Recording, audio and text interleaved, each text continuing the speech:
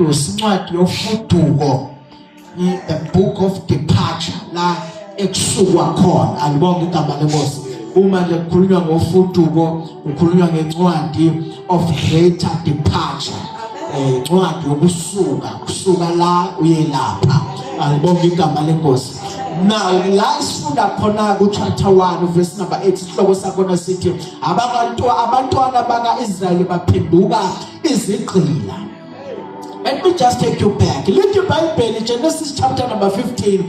Ukhulunkulu ukhuluma no-Abraham. Uthi Abraham, inzalo yakho. Ukhuluma Abraham akakabi ngisho nendodana eyodwa, akakabi ngisho no-Ishmayeli. Ukhuluma Abraham indodana yesethembiso mamdlambini ayikakabi khona. Kodwa uthi uNkulunkulu Abraham, inzalo yakho kufikwa isikhathi sokuba umfokazi ezweni elingasilonelabo. Lapho-ke bayaboshwa iminyaka u-450 years beboshiwe begqilazwa. Lithi iBhayibheli kodwa mina Jehova ngiyobakhulula. Now uNkulunkulu ukhuluma kusasela iminyaka eminingi ukuthi uAbraham aze abe nendodana. Ukhuluma uJehova kusasela iminyaka eminingi ukuthi isizwe sika-Israyeli sakheke. Ukhuluma uNkulunkulu kusasela iminyaka eminingi ukuthi uJakobe aze abe namadodana awu-12 akuyiwona akha isizwe sika-Israyeli. Angibonge igama lenkosi. Kodwa uthi inzalo yakho iyakufika isikhathi sokuba ngamanye amazwi ukubanjwa kuka-Israyeli kwakhulunywa u-Israyeli ungabozalwa. Nokukhululwa kuka-Israyeli wakhululwa u-Israyeli ungabozalwa. Awucela ukuphinda abazana bangizwa ngithi mina ukuboshwa kuka-Israyeli kwakhulunywa u-Israyeli ungabozalwa. Nokukhululwa futhi kuka-Israyeli kwakhululwa u-Israyeli ungabozalwa. Ngamanye amazwi uzalwa nje usuvele uboshiwe, uzalwa nje futhi vele usawukhululiwe. Angibonge igama lenkosi. Usathane ungabamba nje kanti sebevela abalengi. Ufaro ukuthi labantu bayanda bazoba namandla ngaphezu kwabo. Kanti vele uselethi urealize ngathi vele isithuleni uJehova kade abakhulula. Lesikhathi eqala babopha kade umnika amandla wonke abakhulula. Cela ukushumayela kancane isitha besithi siyakubamba kulo nyaka ka-2025. Sizamile ukubamba odlule kwathunyaka ngeke uzuqede wabonakala ukuthi happy new year ngoJanuwari. Namanje usabopha usathane ukuthi angeke uzuqede kodwa cela ukumemezela ubophese uvele ukhululiwe. Uthema uzalwa ukhalela kanti vele uJehova kade ayiqede indaba yakho. Jeremiah ngakwazi useyifule ngakodwa I have set you apart ngahlukanisela ngakwathi umprofeti phezu kwezizwe saziwa singakaveli.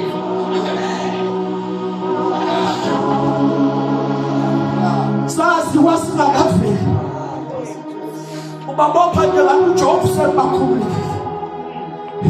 Ucabanga ukuthi ngoba baqhilaza bazophela kanti vele uJehova usekubakhululile. Kukhona abazalwane isitha esizama ngayo yonke indlela ukuba siqede nathi. Kanti isitha sithi masiqeda uJehova abeqala. Sithi sitha masiqala uJehova abeqeda. Abonge igama lenkosi. Uphambana ne-equation yesitha. Sithi sitha masiqeda uJehova abeqala. Sithi masiqala uJehova abegqiba. Ngoba la abethi bayasivamba basivimba khona thina azivimbeki.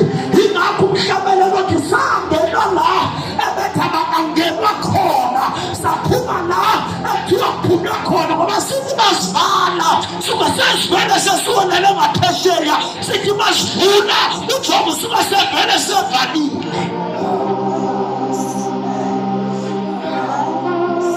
Wavela inkosi engamazi uJosefa ngoba inkosi le yayimazi uJosefa noNkulunkulu kaJosefa. Now kuvela inkosi entsha eGibhithe ngoba leli gama elithi Fara kulona igama lomuntu, igama lesikhundla. Yebo bazalwane. So akuyena nje uFaro lo oyesana no Joseph, but igama elithi Faro kufana noHerod. uHerod akusilona igama lomuntu kodwa igama lesikhundla. Andibonge igama lenkosi. Now lithi iBhayibheli kuvela noma kuvuka uFaro omusha ongamazi uJosepha noNkulunkulu kaJosepha noNkulunkulu kaIsrayeli. Andibonge igama lenkosi. iBhayibheli bathi-ke akwesibhekeni ukuthi labantu baba namandla ngaphezu kwethu, bazalana kakhulu labantu baba namandla phezu kwethu. Kodwa likhona bazalwane, iBhayibheli kwathiwa besizobagqilaza, ngoba uma sibagqilaza sobe sidine iprocess yokuthi bazalane. Andibonge igama lenkosi. Sizokanjani? Sobagqilaza ngoba lesikhathi sibagqilaza udelay iprocess yabo for them to be multiplied. Andibonge igama lenkosi. Usitha ubuzungakhulu ubuzunga multiply, sinikeza inkathazo sokuthi unaka inkathazo kunokunamandla kaNkulunkulu ohamba nawo. Then inzalo yakho iyasafarisha ubuzonaka izinto oyithwesele kunokunaba uNkulunkulu. Andibonge igama lenkosi. So ukusisitha sibambe multiplyeni nasekukhuleni ube namandla, sikwazi ukuna inkinga isitha sisiphosayo kunokuba unaka uNkulunkulu ohamba nayo. Ingakho bazalwane lithi iBhayibheli uthi uPaul Paul, let the sick say I am healed. Ukusuke unaka ukuthi uyagula isitha bese siyacapitalize. But let the weak say I'm strong. So that unaka ukuba ngamandla kwakho akwenda khona bazalwane. Ingakho lithi iBhayibheli uyena ophamandla koyethi yakhulisa qiniso nasikhwepha athobhalayo lithi iBhayibheli amandla vele enkosini. Yes, Lord. Oh, glory to Jesus. Amen. So uthi ke la asibacindezele ukuze sovimba ukuba multiplied kwabo. Lithi iBhayibheli wakhipha nomyalelo maMbishop ukuthi angagcini ngokuthi bagcilazwe kuphela, akuthathwe amadodana athi makezalwa athathwe ayophoswa emfuleni afe. Why ungabulawa amadodakazi kulawa madodana? Yingoba amadodana iwona ikusasa, iwona phethe the next generation elandelayo. That is why uSathane uwenza sure ukuthi ingane yomfana ekhaya uqala ngayo qala kunokulandela ngale kunoqala ngentombazane. Intombazane ngayinkosazana ekhaya, kodwa umuntu osheka kakhulu ekhaya indodana iyona ephethe uqhubeka kwekhaya, iyona ephethe the next generation yana ekhaya. Ngibonga uNkulunkulu lebamba impilo yami ngoba ubaba wayephuza engakholwa ekhonza amadlozi, nomkhulu wayephuza engakholwa ekhonza amadlozi, nabafowethu bonke abawu-3 engibalandelayo bayaphuza bayaphila bayaphuza bayikhonzela amadlozi. Kodwa uNkulunkulu wambuka mfanele ukuthi angaqhubekile lineage embi yokuthi ukhulu wayephuza engakholwa nobaba wayephuza engakholwa. So bonke nalapho okusho ukuthi the next generation iyohlezi iphuza ingakholwa wamambe yami impilo. Manje phakathi ekhaya sekuyokwazeka ukuthi the next generation noma ngaqhubeka manje, but there will be one different generation oyakuyikhonza inkosi. Akubonga igama lenkosi. Bathiwa abantu abafana baphonthwe emfuleni iNile-River, badliwa ama-crocodile bezwa. Akubonga igama lenkosi. Isitha sithi siyaqeda. Lithi iBhayibheli akubekwe phezu kwabo izinduna ukuba zibahluphe. uSathane wenza sure ukuthi aka-asayina abantu kazana nje, kodwa u-asayina abantu abaphezulu ukuba bahluphe impilo yakho. For you to be oppressed, uSathane wenza sure ukuthi ukhiphe idemon langempela ukuze uzonaka idemon uye kukunaka yena athophana bukhulu ongakithi kunalo sesizwe namhlanje ngiwathi ukuthi mawuphuma la u-understand ukuthi bukhulu ongakuwe kunalo sesizwe bukhulu ongakuwe na libhayibheli uvesi number 12 kakuthi bebacindezela kakhulu yila ababethola khona amandla bekhula be-expanda kakhulu ngamanye amazwi operation yabo iyona ibanikeza amandla ukuthi bande ukuba bacindezelwanga babengeke bathola amandla okwanda thina bazalwane amandla okukhula namandla okunyukela kwileveli engaphezulu siwathola ecindezelweni alikhuli ikholwa elingahlaselwa alikhuli ikholwa elingaluzimpi kufanele kube khona izimpi sizinqobe ukuze sizokwanda. Hallelujah. The power of oppression akakhulu mzalwane ojajuliswa ukuthi uyaphela u6 months engahlaseliwe alikhulu futhi ibandla elijajuliswa ukuthi uyaphela unyaka lingahlaseleki. Kubalulekile kwesinye isikhathi ukuhlaselwa ngoba ukuhlaselwa kukwenza ukuthi ubuyele kakhulu kuNkulunkulu. Ibandla elingahlaselwa lisibona isidingo sokuthandaza awungaphinda ngefishami ibandla elingahlaselwa alisibona isidingo sokuthanda ingakho amabandla edansa kangaka kulesi sikhathi ashaya amathomoya yakhethwa ingoba wahlaselwa ukuba yahlaselwa ngabayayazi imfihlo yendumiso nomthandazo manje baney'khathi zokukhethwa nokushaya amathomoya u2 hours izinikeza 30 minutes kodwa dansa u2 hours 3 hours ingenxa ukuthi ahlaselwa ibandla elingahlaselwa alinawo amandla.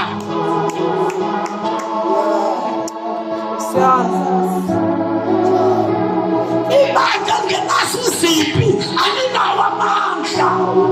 Umzalwane ongenazo izimpi abanawo amandla.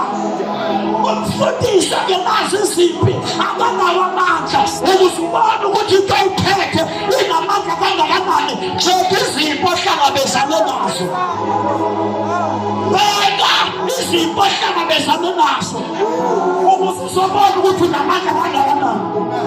Lesikhathi ojamuntu uDavide ezona noGoliath waqala wakhipha iCV yakhe wathi mina ngakwazi ukumshaya lo mfilisti ngoba kuthe ngisehlane kwaqhamuka imbhingonyama yafuna ukudembula indlu kababa ngayibamba ngayidwembula kwaqhamuka imphere nalo ngalibamba ngayidwembula. So impilo yakhe yokuhlaseleka iyona onikeza amandla okwazi ukumelana noGoliath. Yes, Lord. You cannot kill the giant ungakwazi ukube kwi-practice field lokulwa nengonyama nebheke. Ngingaphinda angeke uzukwazi ukulwa noGoliath ungakazange waqala waba nebheke ungakazange waqala waba nengonyama. Zivumele izimpi mandlani uthi usanakeleso ukushawa lesi uthi usapholisa la ushayela ngemuva uthi upholisa ngemuva ushayela ngaphambili. Nilapho soyibona khona ukuthi ukucindezelwa kwami khona okunginikeza amandla. Ngicela ukutshela imfihlo into ebenza ukuthi bangaqedwa ingenxa ukuthi babe bacindezela.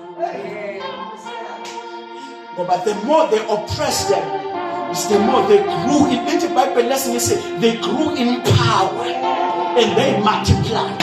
As cool in Jesse weak, as cool in the information, as cool in the experience, but we grew in power.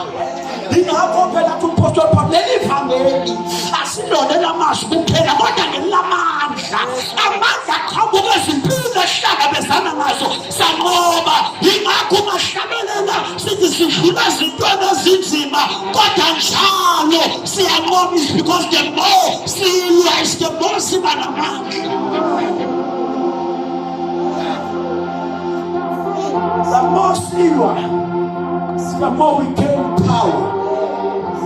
siba namandla okusho ukuthi izimpi kufanele kuyijabulele kwesinye isikhathi ngoba ziyayikhuphula izikhwepha mase kuthulakele kakhulu empilweni yakho wokuhambe enkulu ukuthi njengoba engazi ukuthi sekuthulakele kakhulu ngibona ngingasahlushwa yilutho engathi sekuthulakele kakhulu ngoba la esithola khona amandla ilapho esicindezela khona asiwafumana amandla konke ku right ngizokubuza phela lithi mina uyathandaza yini uma unemali ngoba into kwenza ukuthi amakhono namhlanje babathandaze ukuthi akukhona uthe emakhabethi uyabuka uNkulunkulu ukuthi nabantu kuze bathandaze kufanele kube khona izinto abangenazo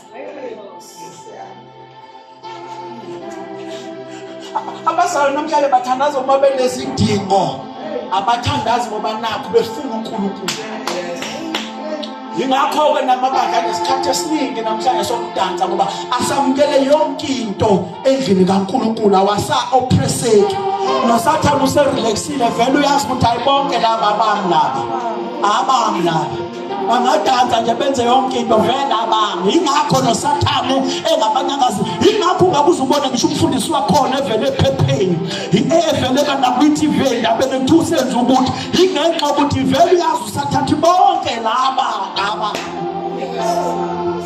kodwa laba abahlaselwayo laba abavukelwayo yilabo othi mawuhlehla ubheka ubona ukuthi banayikala abantu bashayekile labantu ziningi izinto akade zilwa nabo kodwa banqoba yingakho sinokwazi ukuyithemba into yabo ngoba siyakwazi ukudonsa ifayela labo sibone la abashayeke khona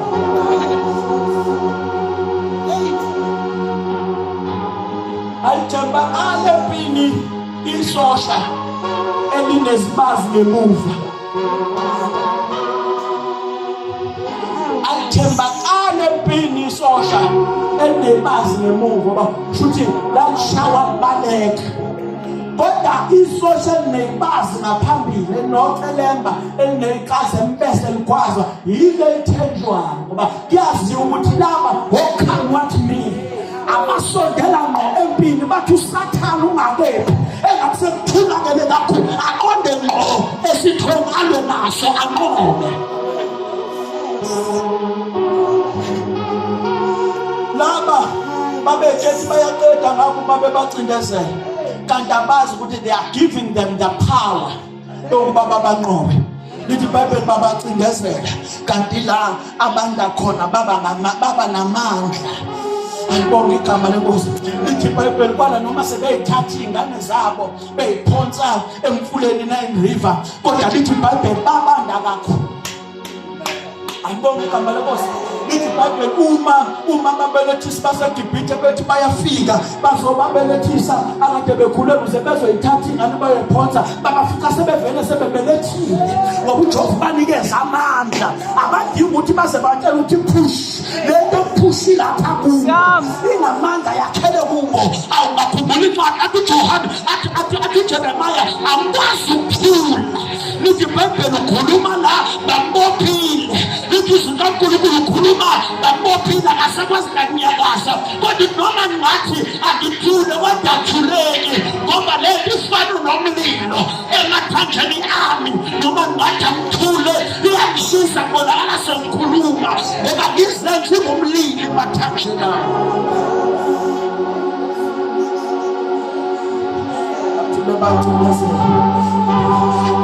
bakhumbula uJosefa wakwaba nephupho lithi iBhayibheli uma eba nephupho waxoxela abafowabo nobaba wakhe abafowabo bamzonda bamkhanyile bathi impela lo uzakusiphatha yini lithi kaNkulunkulu wathi babakhe ephupho ukuthi akahambe sisikwa kubehlale lithi iBhayibheli bambona eqhamuka bathi nathi yaphela inyanga yamaphupho akwesibulale siphonse emgodini sibona ukuthi amaphupho abazoba yini kanti abazi ukuthi basecebeni ukuthi uNkulunkulu amphakamise ukuba bamfakanga emgodini uJosefa wayengeke abe premier yaseGibhithe lithi iBhayibheli kwaqhamuka inqola yama-Ishmaelite lithi uNkulunkulu bathi kodwa simdayiseleni ama-Ishmaelites. Lalela, ama-Ishmaelites engadayisa abantu, ayedayisa ukudla, kodwa ngenxa yokuthi icebo likaNkulunkulu kufanele lifezeke, bamthenga umuntu bengadayisi umuntu. Glory to Jesus. Bacabanga ukuthi bayamdayisa kanti bamdayisele ecebeni likaNkulunkulu. Lithi iBhayibheli iqonda ama-Ishmaelites kanti eGibhithe. Lithi iBhayibheli bayifika eGibhithe bamdayisa khona, wathenga umkaPotifa. Kanti umkaPotifa umthenga nje kuney'nhloso zakhe azifunayo. Lithi iBhayibheli wamqambela amanga ukuthi bezama ukumdlwengula. Lithi iBhayibheli waboshwa, usacindezelwa njalo, ufike walwa impi yabafowabo bemvukela, useseGibhithe uzoqanjela amanga, uyaboshwa, usayikhona umcindezelwa lokho, kodwa wavuma, wangabaleka, wangaqha ngisho enjene, wavuma ukuba oppressed. Ngoba khona into eyakhiwayo, khona into eyakhiwayo. Wayivumela iprocess yokwakhiwa, kwala noma sebemqaphela amanga eboshwa, wahamba wayejele. Makefika ejele ufika ukhazela umphathisitsha nomphathisipha iphupho, watshela lo omunye ukuthi uzumkhumbule embusweni wakho. Lithi iBhayibheli ngathi inkosi uFaro izophupha, kwabisa izanusi zonke ukuba izochaza iphupho zahluleka. Wasiwakhumbula nokuthi ukhona wakwangichazela iphupho nami ejele, kathiwa mlandeni, sheshani nimlandele eze. Lithi iBhayibheli wathi mayefika elizwe iphupho walichaza njengoba linjalo, wabekwa. Kathiwa kusukela namhlanje sekuwena ophethe yonke into ephathelene nokudla eGibhithe. Wawupremier, waphatha ukuba kavumanga ukudayiswa, ukuba oppressed, edayiswe, eshiwa nekhaya lakubo, wayengeke afinyelele ephupheni. The power of being oppressed. Kufanele uvume isitha noma kubuhlungu, uvume. Oh, uNkulunkulu akuvume. Kwesinye isikhathi kuyavuma noma kunzima, makunzima. Uvume, uvukelwa zingane zakho ngoba kukhona umvuzo omkhulu ongaleni. Ukuba kavumanga uJosefa wangeke azaba uPremier, kodwa wavuma ukuba acindezelwe. Acindezelwe. Lithi iBhayibheli uthe sewuPremier, abafowabo bonke bafika bazocela ukudla, basebona ukuthi lo sephethe uye lo abamdayisayo. Vuma ukuba oppressed, vuma izimo zicindezele, vuma abakini bacindezele. Ngithi mina vuma ngisho abathakathi bakuphosele yonke imithi, vuma, vuma, bakunikeza amandla. Ngamanye amazwi ngesikhathi bephonsa zonke izinto be-oppressed, badlala u-red carpet okhuphuka ngey'tebhisi. Bazothi bephapha babakubona usulaphaya, babuze ukuthi ufike kanjani, kanti yila becindezela khona wawugcwala amandla. Bamgcina enqoleni yama-Ishmaelites kanti sewuPremier eGibhithe. Akwathi angimemezele ukuthi isitha sigcine ulapha uphume ekhaya namhlanje, kodwa uzothi uma ubuyela uzobe usuPremier eGibhithe. Oh, glory to Jesus. Bamgcina enqoleni bemdayisa, baphaphama usephethe eGibhithe. Sekuyibona kufanele bacele manje kuwo.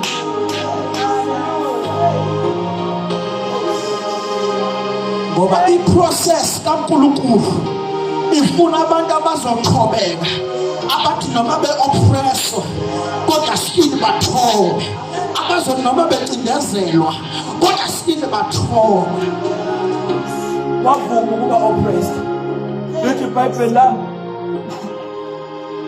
lithi iBhayibheli lami kwaba umufundi incwadi ka1 Samuel chapter number 1.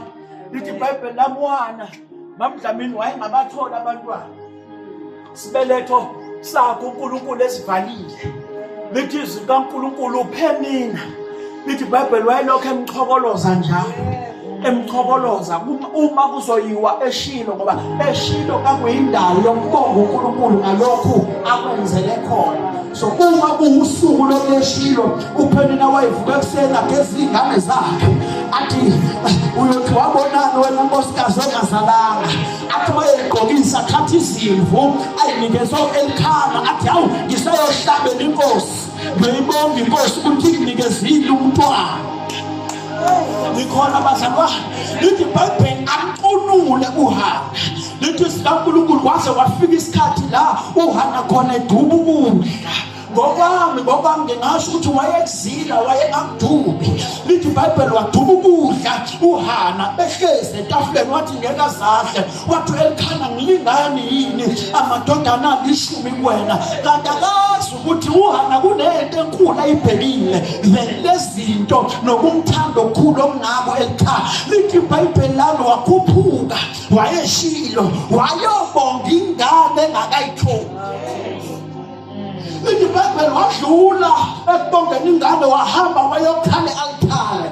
Lizwakala iBhayibheli lithi even ngisho iy'ndebe zakhe zayingasaphumi mazwi esebibitheka enesibibithwano ekhala kuJehova. Lithi iBhayibheli kwaqhamuka u-Eliya wathi u-Eliya kuze kube nini wena udakwa iwayini? Wathi cha Nkosi angidakwe ngayiwayini ngingowesifazane nje othulela umoya wakhe. uNkulunkulu ufuna abantu bazalwane abazothi becindezelwa bangabhekani nabantu ababacindezelayo kodwa babheke kuJehova bathi ngiyabonga Phenina babheke kuJehova bangaphendulani noPhenina ngoba ukucindezelwa awudingi ukuphendulana noPhenina okwakho ukubheka kuJehova. I wish ube khuluma nabantu abamzwayo. Lithi iBhayibheli wathi uPhenina emkhulula kodwa akaphendula naye. Lithi iBhayibheli akaphindiselanga ngisho lizwi linye kodwa wahamba waya e-altare likaJehova wayokhuluma noNkulunkulu wathi weNkulunkulu ubunginikeza le ndodana mina ngizawuyibuyisela kuwe. Kanti uNkulunkulu ushoda ngomprofeti. Kanti uNkulunkulu ushoda ngomprofeti. Wona ushoda ngendodana. uNkulunkulu ushoda ngomprofeti. Manje uNkulunkulu akakwazi ukuthola umprofeti ezulwini ngoba umprofeti kufanele abe semhlabeni. Wase uNkulunkulu wavula isibeletho. So lesi sibeletho angisivule ukuze sizohlala umprofeti. Ebese uHana enikeza umprofeti.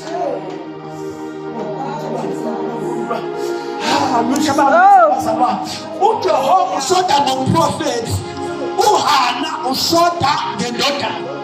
uPhenina uyamoppressa. Uku-oppresswa uPhenina kwadala ukuthi uHana azaye enkosini. Wathi uma wena uzokunikeza indodana mina ngizokunikeza umprofeti. uPhenina kabanga khona uHana wayengekaze asibone isidingo sokuyothandaza. Wayengekaze asibone isidingo sokuyokwenza icovenant phakathi kwakhe noNkulunkulu ukuba uPhenina kamoppressanga.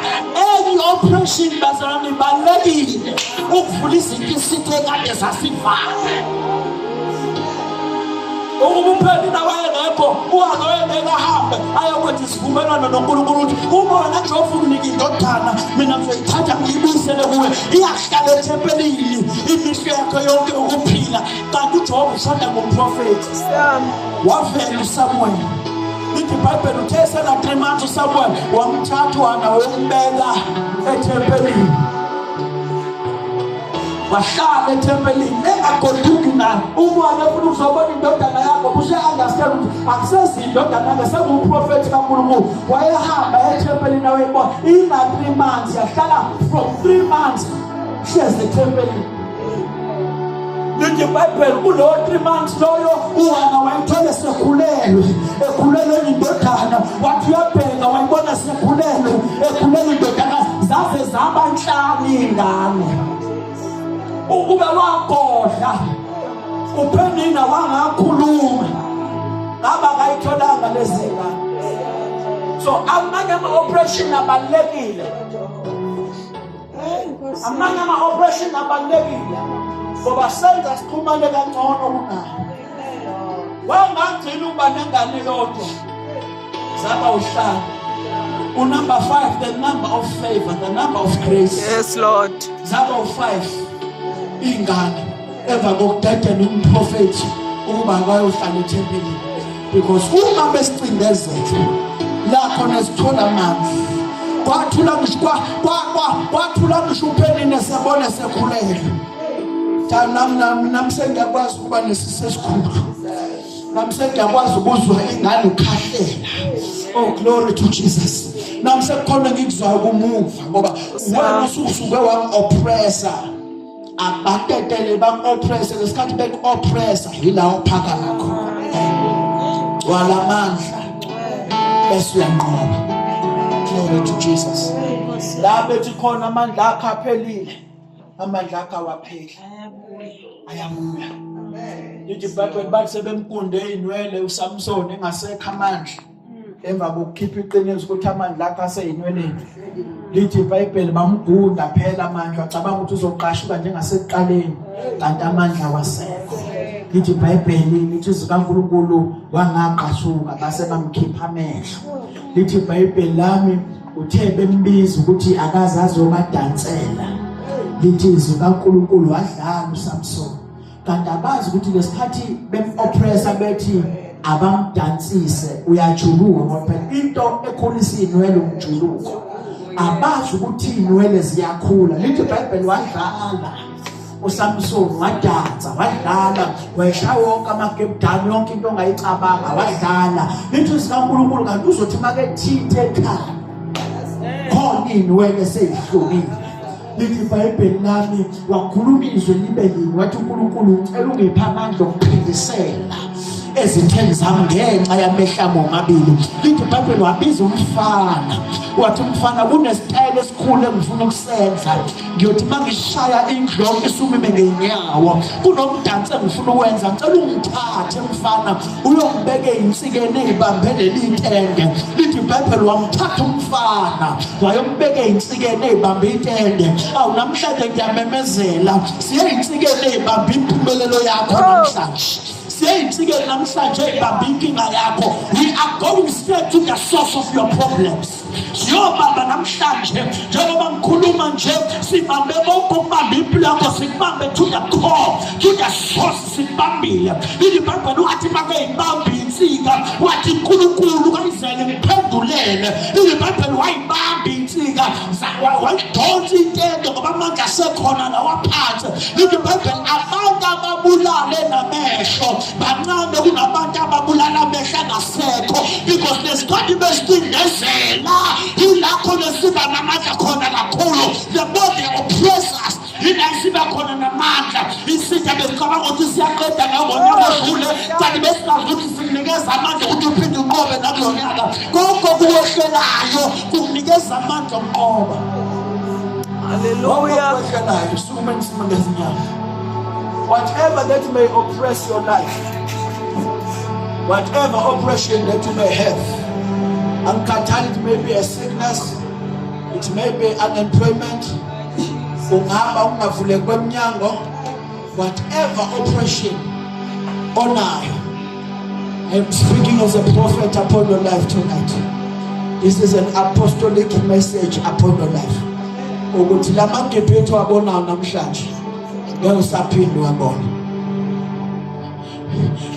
That oppression, oppressive employer, some are even depressed. Is it I am speaking as an apostle upon your life tonight. Oh, I feel him. Uphakathi kwethu ngamuzwa uphakathi kwethu ngicela uphakamise izandla zakho uvala amehlo akho. I want us to make an apostolic declaration. Whatever that may give you distress namhlanje, konke okuhlukumeza impilo yakho nakho konke okukhathazayo, konke okuyisidingo sakho, I am speaking upon your life as an apostle ukuthi uzothi mawusuka namhlanje the Spirit of God is going to make you to receive in abundance. Konke okulindile, konke okulindile ukuba kwenzeke phezu kwempilo yakho, nayo yonke iminyango oyilindile ukuba ivuleke, namhlanje I speak as an apostle ukuthi iza kuvuleka ngegama likaJesu. Wonke amaketanga kade bophe impilo yakho, wonke amaketanga akade eluga ngempilo yakho, ebophe impumelelo yakho, namhlanje siyawaqashula ngegama likaJesu. Every general curse yomndeni, every genetic sickness, namhlanje siyayiqashula ngegama likaJesu. Namhlanje every sickness, every disease, amkhathali ngishabe ukuthi uhulumeni asilapheki, but today I speak as an apostle upon your life that you may receive divine healing upon your life. Hallelujah.